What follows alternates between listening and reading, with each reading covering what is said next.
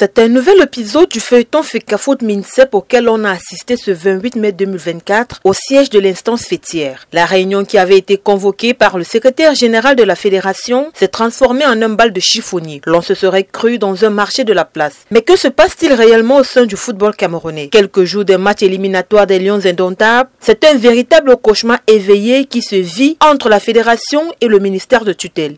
Moins de 5 minutes, c'est le temps qu'aura duré la réunion convoquée ce jour par le secrétaire général de la Fédération camerounaise de football. Pourtant, la dite convocation de l'entraîneur sélectionneur Marc Brice par la FECAFOOT avait certainement pour objectif la préparation des Lions indomptables pour les prochaines rencontres à venir. Alors que l'entraîneur sélectionneur était attendu seul pour répondre à cette convocation, il est venu accompagné du staff nommé par le ministère des Sports. Le conseiller technique du ministère des Sports, Cyril Tolo, étant de la délégation, le président de la Fédération camerounaise de football, Samuel Eto'o, au moment de tenir la réunion avec ses collaborateurs, a tenu à mettre les choses au clair avec ce dernier pour qu'il ait une bonne tenue lors de la rencontre. Le conseiller technique n'a pas voulu coopérer. C'est à croire que le football est la seule discipline sportive au sein de ce ministère. Prétestant qu'il avait une instruction du ministre, il a exigé en grondant qu'on lui communique d'abord, avant toute assise, l'ordre du jour. Un comportement qui a amené le patron des lieux à demander à celui-ci qu'il respecte l'administration dont il a la charge. Car la FECAFOOT n'est ni une direction du ministère des Sports, ni une structure dépendante du ministère des Sports. Il est donc plus qu'évident que sur ce coup, le conseiller technique du ministère Cyril Tolo a manqué d'humilité et de savoir-vivre.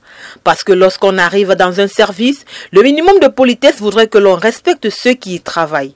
De plus, le ministère de tutelle n'était pas convié à la séance de travail, encore moins l'encadrement technique. Ils n'avaient donc pas leur place au sein de cette rencontre. Malgré toute la courtoisie et la résilience dont a fait montre le président de la fédération Samuel Eto'o, il a tenu à ce que Cyril Tolo respecte les locaux. C'est donc ainsi que l'on a assisté à des échanges houleux. Contrarié par ce manque de respect, le président de la fédération a invité la sécurité à mettre le conseiller technique hors de ses bureaux. L'entraîneur sélectionneur, quant à lui, a fait le choix de suivre ce dernier. Une décision du sélectionneur qui a été interprétée comme un manque de respect à l'égard de la fédération et des Camerounais.